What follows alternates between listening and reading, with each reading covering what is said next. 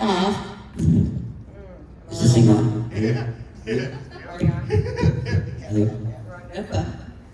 First, I would love to start off by talking to you guys personally about something other than Nightmare on Elm Street. A project for each of you guys, okay? Come on, act like you like me. Get closer. You're scared of him. I got it. Okay. Wrong. So I want to start with Jennifer. Okay. So I know, right? Isn't she beautiful? Yes. As you know from our Los Angeles convention, my favorite thing that you've ever done is tell Swagger. Oh, yeah? Yes. Can you tell us a bit about working on that, how that came into your life, getting that job? Oh, God, I can't really... Hello? I don't remember that, but what I do remember is Buck Henry wrote it. And Buck Henry wrote Heaven Can Wait, if you know that movie with Warren Beatty.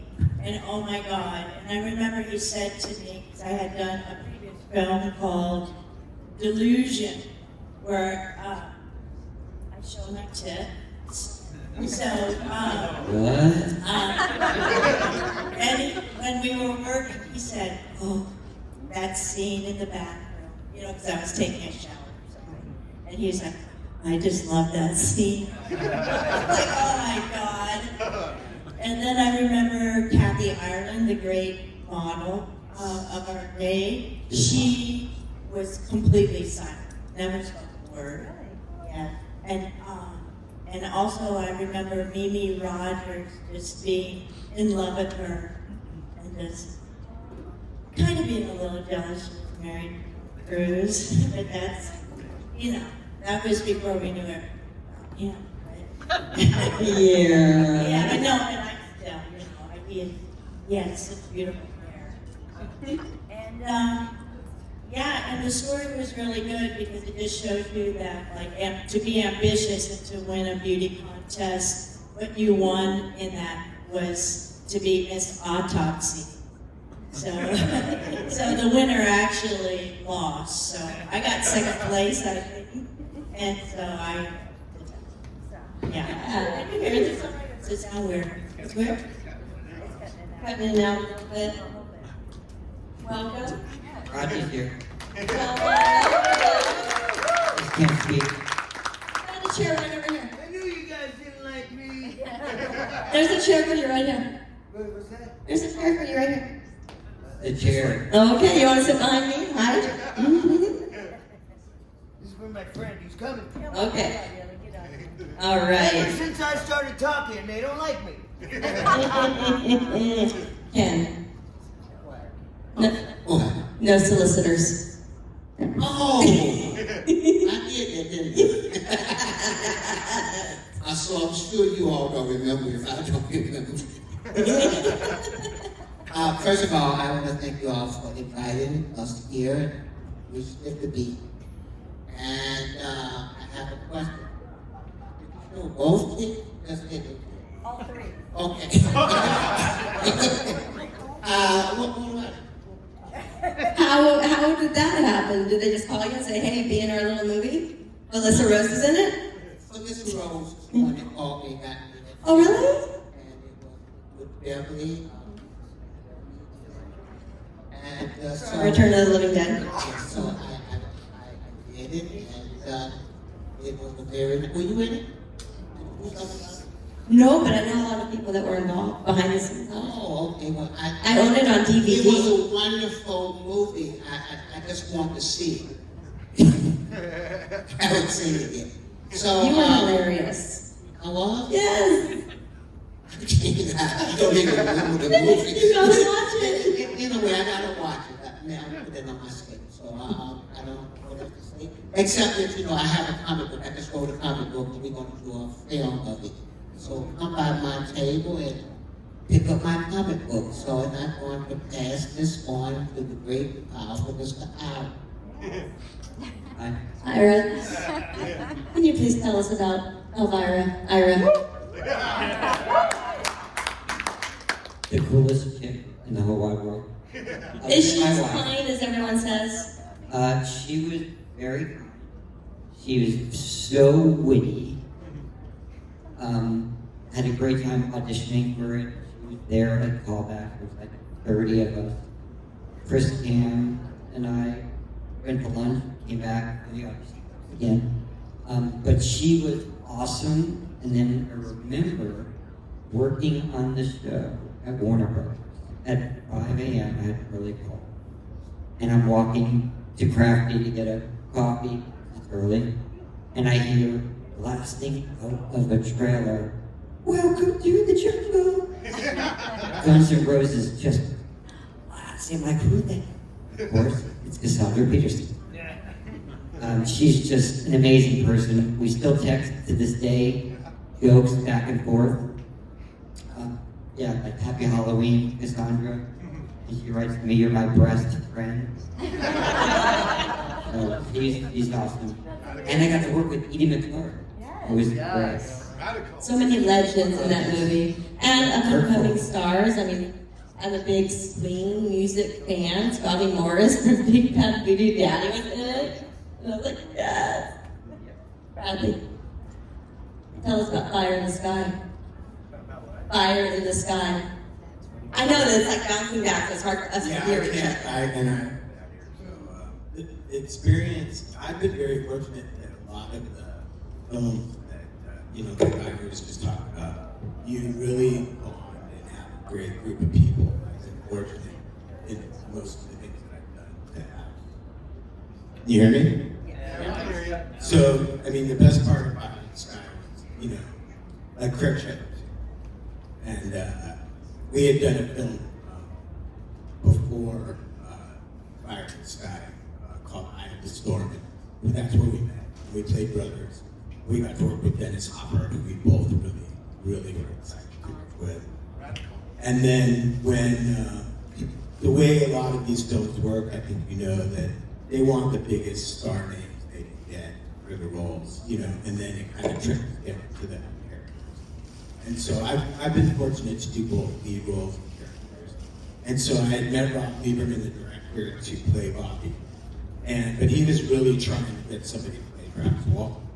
So my friend River Phoenix was up for the part, and Ethan Hawke was up for the part. And they were really focusing on who they were going to get. At that point, Craig Shepard had gone in for Dallas, to play Dallas. And I was waiting, and I was like, calling my agent, did I get it? They're like, well, he really likes you, and you're up there with the choices for it, but no, they haven't made a decision yet. And then when Craig Shepard went, a couple more callbacks, we had connected and talked, and I said, yeah, I'm up for this movie. And he goes, oh yeah, I'm probably gonna play Dallas in that movie, because I'm going to meet with them. Again, so he went, and when he said to Rob Lieberman, he said, hey, my buddy Bradley's up for Bobby. I put that. He goes, oh yeah, he's playing Bobby. And he goes, well, why don't you tell him? And then, like, a couple days later, I got the part in Fire in the Sky. But, lifelong friendships. Henry Thomas is a very, very cool guy. But that's the best part of that. The movie is really cool. I think that they're really underrated film. I think it's a really, really cool film. At that time, probably should have been a lot better, as far as, I know they have its fan base, but I feel like it should have been bigger.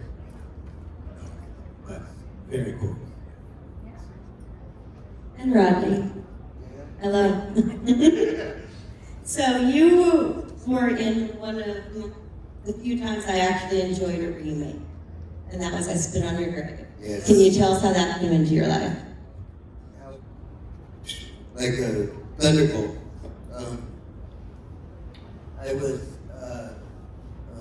It was actually, I had just done 2 independent films. Things were going really well. And I got a meeting I basically got off the part in the movie. I just had to go have coffee with the director, and the movie, the script was entitled Day of the Woman, and I read it, and I was just blown away. I thought it was super powerful, really dark, but really super tight script.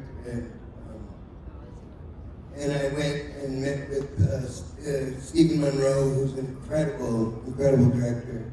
And coffee went great, and that night I went home, and my neighbor in the apartment building I lived in, I was talking to him about it. He's a big film buff, and I lived right on Franklin and won't mean anything. I basically live where they have the Academy Awards, but sort of behind that, where the dumpsters are. And true story. Spider-Man lived in the garage downstairs. I have pictures to prove it. So I was telling my neighbor, I think I'm going to get this job, and I told him it's about this woman raped, and she takes revenge on these guys, and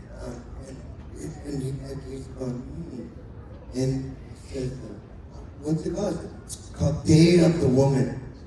And he goes, Rodney, that Day of the Woman.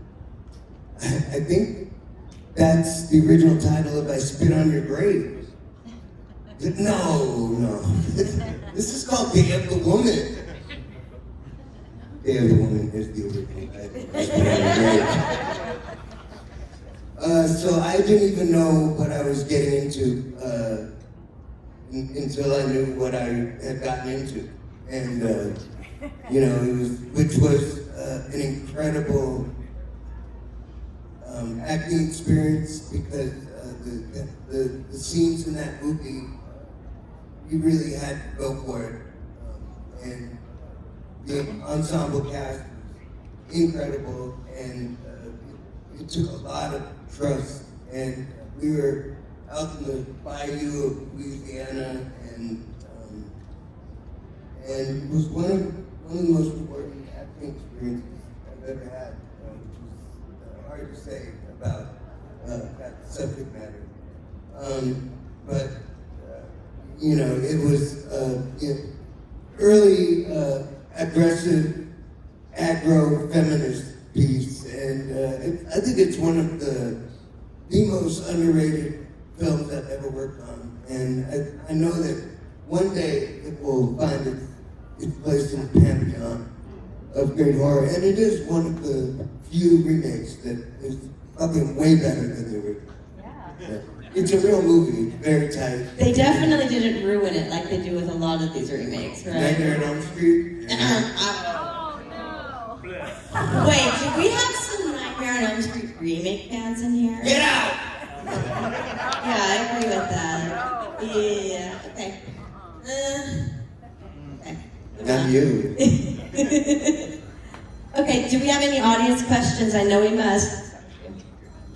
So being a kid of the 80s, like, I guess when this came around, I was probably honestly 12. And you guys are a little bit older, but not much.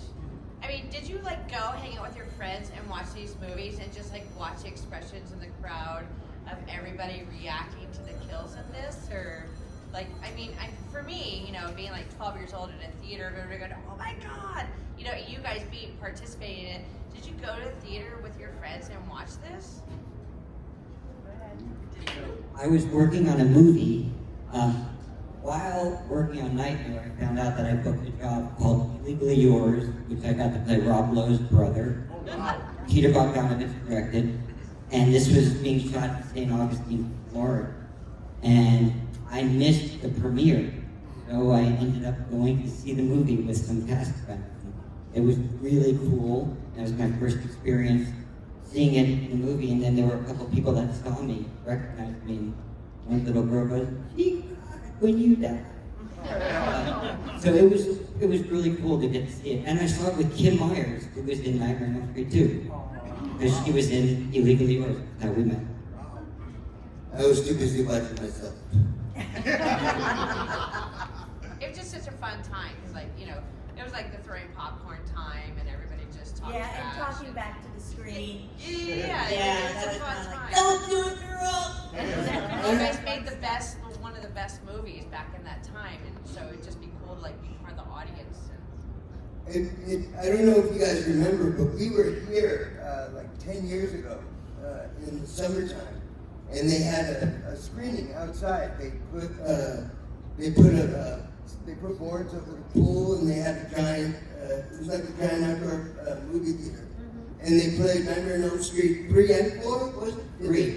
Just We 3, all- right? we all And had they're all microphones. here, and I got to announce. I got to announce it. I did a mic drop and everything. Pretty incredible. I was mellow back then. And that, but I bring that up because all these years later, it was amazing. It was the first time I ever got to see the movie being presented to like the diehards, you know, the true fans, and it forever changed the way that I felt about like being in this movie. I used to be embarrassed that Nightmare on Elm Street 3 was like the most recognizable thing on my resume. You know, back in the 80s, you know, it was like sitcoms, porn, horror. But you know, it's like now it's like being embarrassed that like the most recognizable thing is like The Godfather. You know, it's become so iconic. I'm so proud of having a little chunk of this iconic film. Not this one. Oh no, this yes, but I'm really glad to be here, Bill. Okay. Well, he's not here. But He never I'm shows still to glad. these. Well, I'll tell you something really weird. Like after it came out, and it was a really big deal in New York City, and they had those mounted police and everybody beating, you know, people back in the theater and stuff. I wasn't there, but I was around there. And then one day, I don't know what I was doing, but somebody jumped out and grabbed a piece of my hair. You know, like in the old days where they used to like go crazy and Creepy. somebody wanted a piece of my hair, and they and I didn't know what was going on, and then I heard it was Nightmare was such a big deal. Pretty funny. Nowadays, all they have to do is just check my shower drain. Look at all the hair. I just think the 80s was just a fun time for horror. It was just one of the best times, the 80s. You go back to the 80s, it was a fun time. The 80s, you went to the movies, not only you enjoyed the movie, you enjoyed the actors, you enjoyed the score, the music and everything. It was like a big horror dance. So good. The 90s was okay, but it wasn't nothing like that. I agree. yeah. Yeah. There's a lot of good stuff in the 80s. Yes.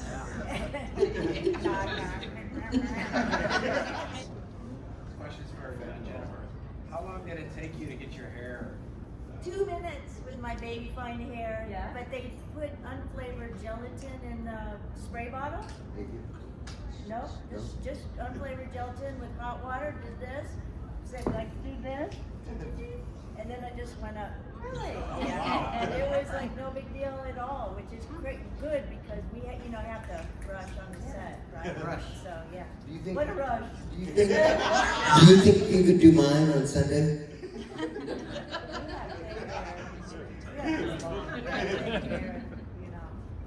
I would, if you want me to, I will. Just ask me. Might end up looking like me, is what it's going to say.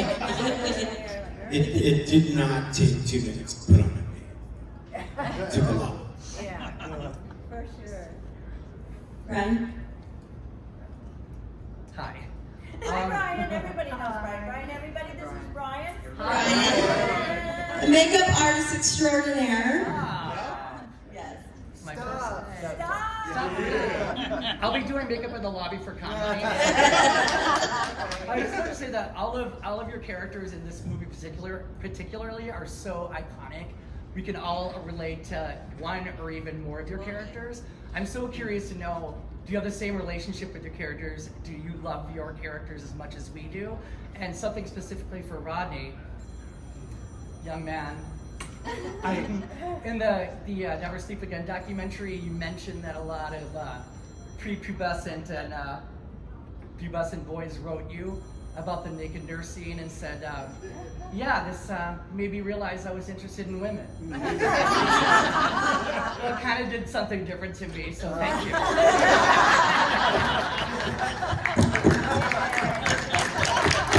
What was the question though, because I forgot. Oh, I should have dropped that first. What kind of relationship do you all have with your own characters? Do you love them as much as we love them? It's so hard to be sober. So hard. So hard. So that's all I can say about my character. But sometimes I think like, because I've always enjoyed myself. And then, when you get to a certain age and you have to stop enjoying yourself as much. Lordy, Lordy, Lordy, I had no idea. But anyway, so, with that, I have a sober coach now. But sometimes I make a mistake. So that's okay. But so anybody who ever struggles with that, just, my heart goes out to you. I make mistakes when it comes to this sobriety. Also, I forgot my read this time. So anybody, There's so much sold on the table. oh, okay. That's the first place I visited. We have little pipes. Thank you for your compliment. Oh, and your comment. My friends and I actually have a saying, and if you're hot, that's one thing, but if you're gay hot, that's another thing. Because gays have the best taste in art, fashion, music. So if the gays like you got something going. Yeah. That's right. And it's funny. I think that something that you just sort of touched on. It was your sort of struggles with or without sobriety, and my character didn't speak, and I'm sure you can tell that that's exactly how I still am today. Really? But that's exactly how I was then. I had a whole inner world, a whole inner dialogue that I had no idea how to release, how to express, and I think that's something that all of us could touch on. I think we all got tasked for a reason. I know it was very early in all of our careers, and there was a reason that we all fit into those slots. And I didn't realize that it was sort of a horror Breakfast Club until years later.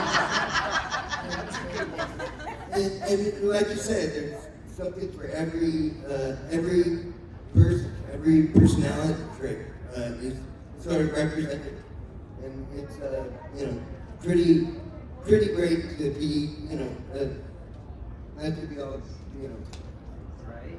but it's great to be sort of represented. I don't know, to be saying something about mental health long before it was cool. Right. Yeah, wait, So good comment. The Breakfast Club, who were you in the horror? What character were you? Bradley had a name. Who do you think you would be? Ali Sheedy.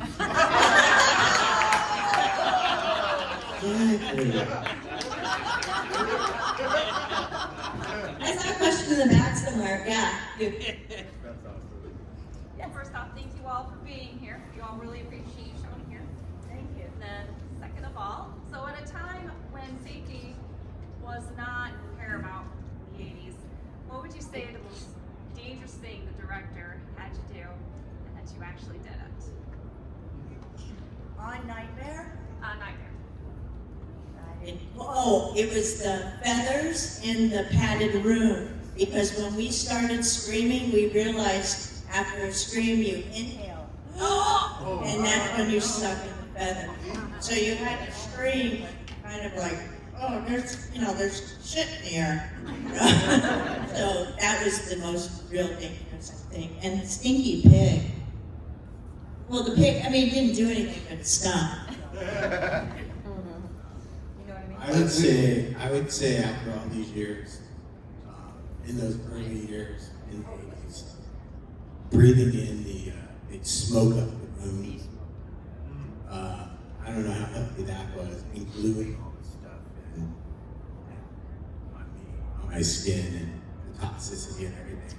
I think, and this isn't the only film that kind of stuff, but it's kind of battle scars. In part 3, it was definitely the shot where the bed drops out from below me and it spins around. They did that by building a room sideways, and so the bed was about where this ceiling is, and I was standing tied like this. Oh, wow. Very Jesus Christ Superstar. Crucified. And then they pulled the camera out and spun the camera as they were pulling out. Yeah. And it was, what was his name? The cameraman. Oh, Roy Roy Wagner. Wagner, great cameraman, really ahead of his time. And they use a lot of really hot lights on set. And that position, I made a joke about Jesus Christ Superstar, but that's being tied up in that kind of pose is what kills people when they would crucify them. Eventually, the exhaustion and starvation, they didn't have the energy to pump blood to their extremities any longer, and the punctures and from the nails, the blood pressure would drop so low that eventually all the blood would go to their heart, and basically your heart would explode. And I was up there for about a day and a half, and not all at once. They let me sleep. But I must have passed out 4 times while I was up there. And I didn't even know it, Thankfully, those tongues were tied really tight. And then my actual death in part 4, in the waterbed. That was a waterbed built on top of a platform like this stage, and the walls here on the other side was the other half of the bed, and the only way to get into the bed was to dive under the wall and come up inside the bed. And yet safety standards were non-existent. So the only way you could get any breath was to stick your face up against plastic and find the air bubble. And also, I don't think they checked the leakage level on the glue that they held the whole thing together with. So it was full of sort of toxic, burning poisons, and it was really, I didn't have to act at being scared shitless. And I always say that they, they hire all these teenagers for horror films for a reason. Because they're desperate for attention and they'll do anything. And it was also pretty dangerous when I dove off that tower. You dive off the tower? I mean, kind of. I was like, They had a stuntman. I dove off a high platform, but not as high. wow. The only scary thing that happened to me, other than meeting all these people, Freddie's glove the blade was supposed to retract on my desk, they weren't working, so they put a 2x4. So Robert actually had to hit the mark without killing me. And also, a dangerous thing was when I pulled you out of the bed Yes. and I swing him around, and you could see it in part 3. When I swing him around and I smack his ankles against the metal table. That's when you hear me go, Ow! Yeah. What are you doing? You don't realize, get help! Get help! Yeah. So now I feel sorry for actors nowadays. They have to react to blue screen. We didn't have to act much at all. Because real drama. Yeah, literally. Wow. Yeah, it was pretty crazy. It's borderline snuff film. What about when we were hanging on the thing? Like we were hanging in like a group sequence? When we hanging from, I remember hanging from. That was you and Chuck Russell. I think that was just. that was your job. Yeah. Chuck. Have anything to contribute to that? Me? Yeah, you were in there with the feather. I You were in there with the yeah, but I was only scared the chick stopped coming. The feathers, I did not understand really what they was telling us to do.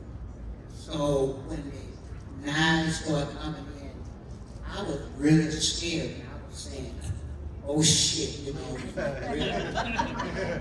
We didn't know, because they were going back and forth, telling us what we needed to do.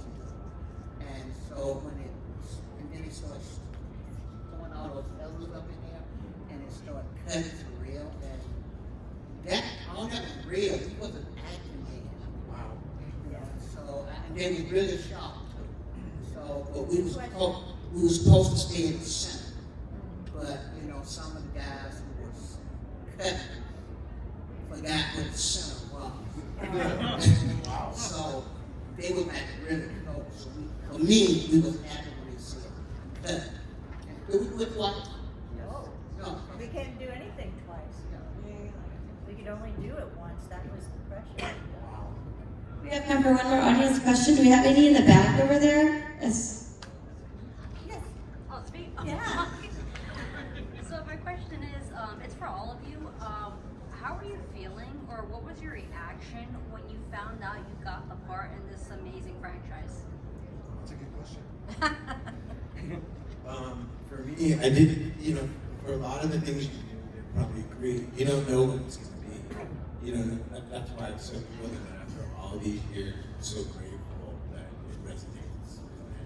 It came out to be something pretty cool and iconic. And back then, I was pretty much just started out. I had done Stand By Me, and after Stand By Me, a bunch of us were like up on Lost Boys, and I almost got one of the Frog Brothers. Oh, wow. I think that's what they were. I'm very close to that. And I remember at that time being really sometimes envious of the people when you're in an ensemble, successful, and then some people, let me put it this way, it was a low time, but for some reason I wasn't getting anything. And I went and met Chuck Russell and hit it off, really cool guy, and had never done a horror movie. But it was really about one meeting that took loving acting, loving the character, and so I was just really jazzed that I got it, and then meeting all these people and collaboration. It was really cool. It was really cool time for that. All right. My very first movie ever to be in. I had 5 auditions. I had seen the first one, didn't see the second, Nightmare. Was scared shitless of the first one, but I knew that my character as the Dungeons and Dragons, I knew that role so well. And I heard I got the part. And I went out with my best friend, may he rest in peace, Harold Pruitt. We went to Sushi on Sunset. Super excited. I was jazzed. See Bradley, and I said, dude, you have to go and audition for this movie. And he did. It was a time I'll never forget. Radical. as for me, I did not know what Nightmare on Elm Street was. I'd never seen any of the movies. And so there was a thing called a breakdown, and they described the character that they was looking for. The character that they was looking for didn't fit. So my agent wanted me to go out anyway on the day that it was raining. I had to go to court. So I didn't want to be there. Long story short, I walked into the audition with an attitude because I didn't want to be there. And Chuck Russell asked me what I thought, and I told him a black actor would say this shit. Because originally Kim K was for a white actor. All the guys out there was showing their body, and I was looking at my body like the Pillsbury Doughboy, you know. So what the fuck am I doing here? It was raining. I was trying to get home. I went in there. He said, well, do it as you would do it. So I didn't cuss them out, but I cussed, them out. And so he told me, okay, thank you, left. So I caught my bus and went home. My agent called me and said, what the hell did you do? I said, I told you I didn't want to go. He said, they loved me.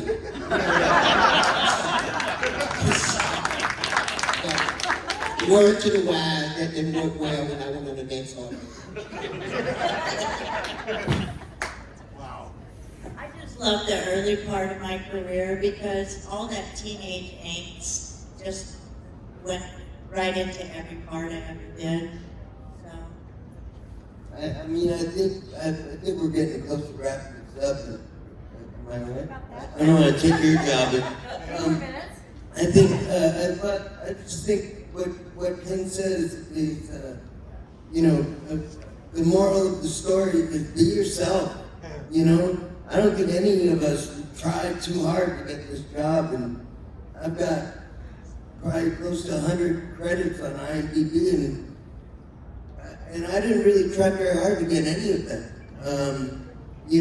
The ones that I tried really hard for, I've got it memorized, and I know I'm gonna get this. I nailed it. Never get the job.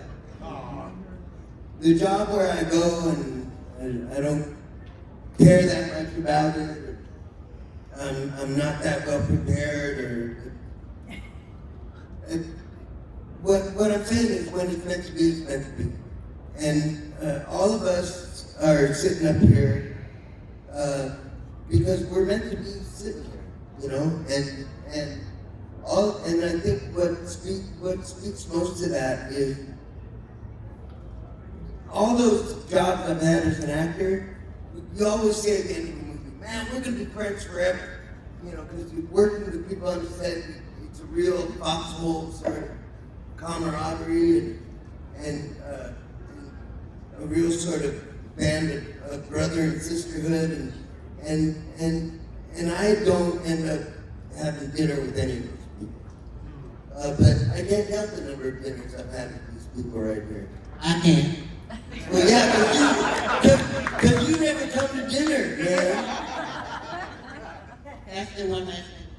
I want to piggyback off what Roger said, that, what meant for you to get it. But that was, 30, how many years ago? 37 years ago. So I would like to say that was 37 years ago. What was meant.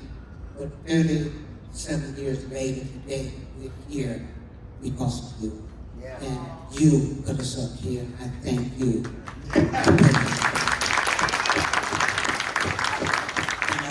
You guys up here, and let's go. I have one more wrap-up question for you guys.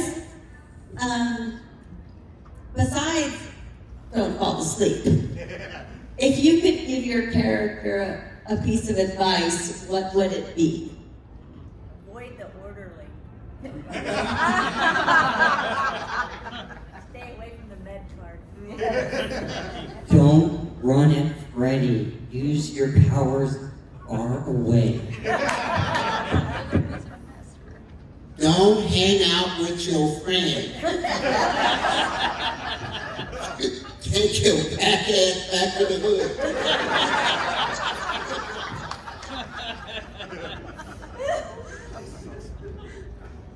No, guys, no. Man, bitches. There you go, I get it all set. Thank you guys, everyone. Give it up.